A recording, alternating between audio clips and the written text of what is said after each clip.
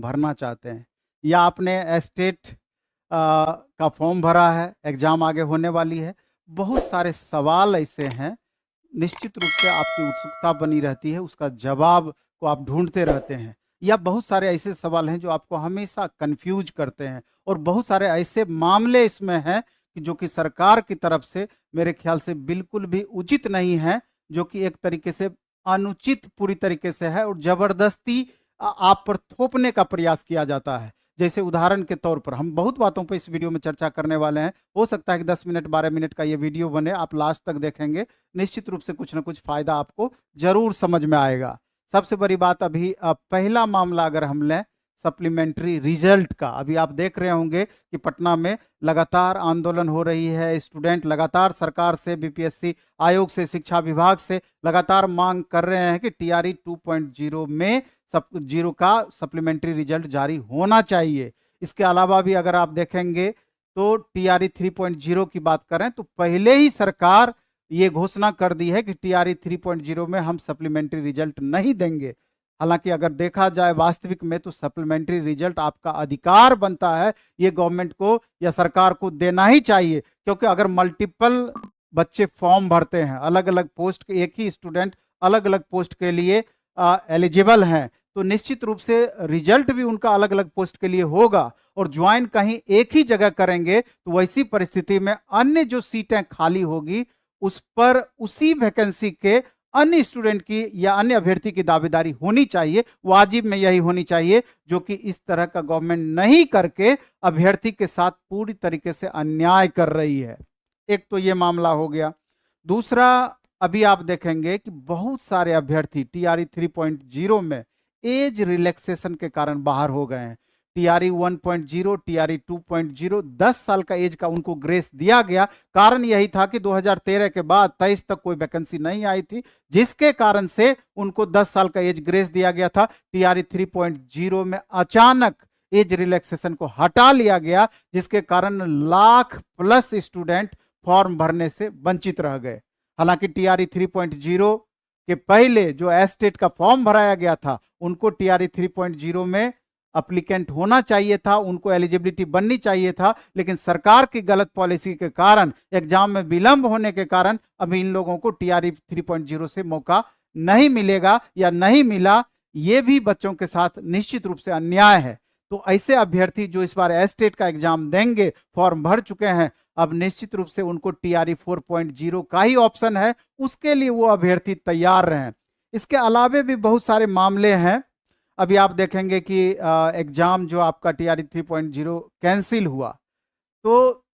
आप जो भी उसके लिए दोषी रहे हों, जो भी असामाजिक तत्व दोषी रहे हों, लेकिन कहीं ना कहीं सरकार की कमजोरी के कारण अभ्यर्थी ये चीज सफर कर रहे हैं।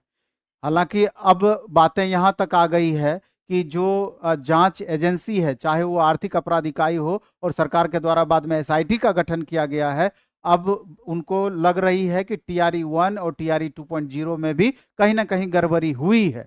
और शायद यही बहुत बड़ा कारण रहा कि टीआरई 1.0 के बनिस्पत टीआरई 2.0 में इतना हाई कट ऑफ गया। और इसकी कल्पना आप नहीं कर सकते हैं। अगर हम कुछ सब्जेक्ट की बात करें, जैसे मैथ का उदाहरण लेते हैं, तो अगर 11 12 यानी पीजीटी मैथ की बात करें तो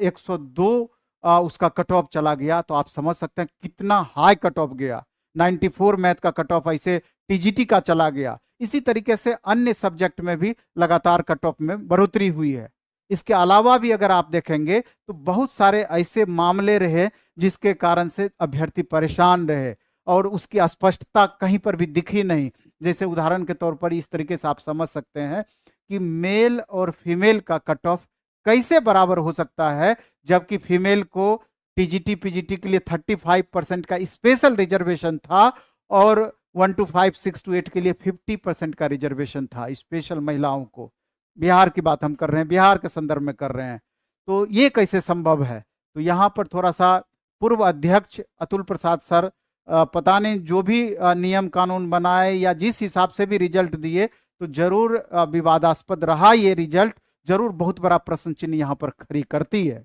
इसके अलावा भी आप देखेंगे कि अभी विकलांग कैटेगरी में टीआरई 2.0 की बातें कर रहे हैं कि इतना ज्यादा हाई कट ऑफ चला गया, और अदर स्टेट के छात्रों को, जबकि ये बिहार के विकलांग कैंडिडेट को इसका लाभ मिलना चाहिए, आरक्षण का जो स्पेशल रिजर्वेशन होता है, वहां पर अदर स्टेट के कैंडिडेट को भी लाभ मिला। और महिला अभ्यर्थी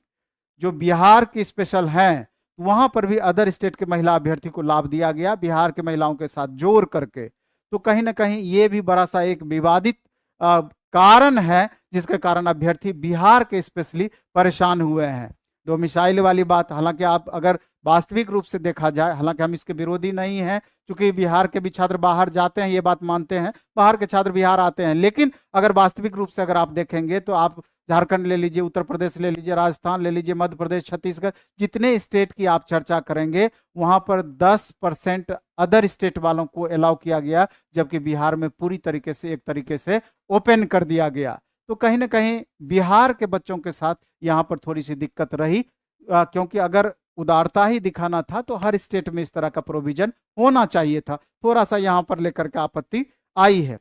अभी आप देखेंगे कि अब आगे क्या, एक और बड़ा सा प्रश्न आपके मन में उपजता है कि आखिर TRE 3.0 का एग्जाम जो कैंसिल हुआ है कब तक हो सकती है, एस्टेट का एग्जाम कब तक हो सकती है, क्या TRE 4.0 का जो कैलेंडर अगस्त में का जारी किया गया है क्या वो समय पे हो पाएगा। तो हमको लगता है कि पूर्णतया पूरी तरीके से कंफर्म हो करके इसके बारे में बताना मेरे ख्याल से बिल्कुल 3.0 का एग्जाम जो कैंसिल हुआ है कब तक हो सकती है, एस्टेट का एग्जाम कब तक हो सकती है, क्या TRE 4.0 का जो कैलेंडर अगस्त में का जारी किया गया है क्या वो समय पे हो पाएगा। तो हमको लगता है कि पूर्णतया पूरी तरीके से कंफर्म हो करके इसके बारे में बताना मेरे ख्याल से बिल्कुल भी उचित नहीं है। यूट्यूब पर आप देखेंगे बहुत सारे वीडियोज लगातार आ रहे हैं और अपने अपने तरीके से दावे भी किए जा रहे हैं। तो मेरा इस मामले में ये कहना है कि जहां तक एक संभावित बताया जा रहा है, पता चल पा रहा है या कुछ वैसी लग रही है बातें कि आप न्यूज़पेपर वगैरह के माध्यम से भी इस तरह की बातें निकल करके आ रही है कि एस्टेट हो सकता है कि आपका मई में ले भी सकता है, अभी गारंटी नहीं है, लेकिन इस तरह की एक अनुमान जताया जा रहा है। TRE 3.0 के बारे में भी बताया जा रहा है कि 15 जून के आसपास या उसके बाद लिया जा सकता है। हालांकि ये बातें पूरी तरीके से कंफर्म नहीं है, क्योंकि अभी तो आर्थिक अपराध इकाई जांच कर ही रही है, SIT का गठन किया गया है, वो जांच कर ही रही है। जब तक इनका रिपोर्ट नहीं आती है तब तक हमको नहीं लगता है कि डेट तय किया जाएगा, और कितना भी होगा तो अब जो संभावना बन रही है 15 जून के बाद ही एग्जाम की संभावना TRE 3.0 की बन रही है। वो तो आगे देखा जाएगा कि कब तक एग्जाम हो पाती है। और TRE 4.0 अगर जून जुलाई में यही एग्जाम TRE 3.0 होगी तो कैसे अगस्त में TRE 4.0 होगी, एक बड़ा सा प्रश्न है। लेकिन ये कहना मुश्किल है कि नहीं ही होगा अगस्त में, ऐसी भी बातें नहीं है। ये गवर्नमेंट के ऊपर निर्भर करती है कि कब तक एग्जाम होना है, क्या होना है। लेकिन मेरा तमाम अभ्यर्थी से ये बात कहना है, चाहे वो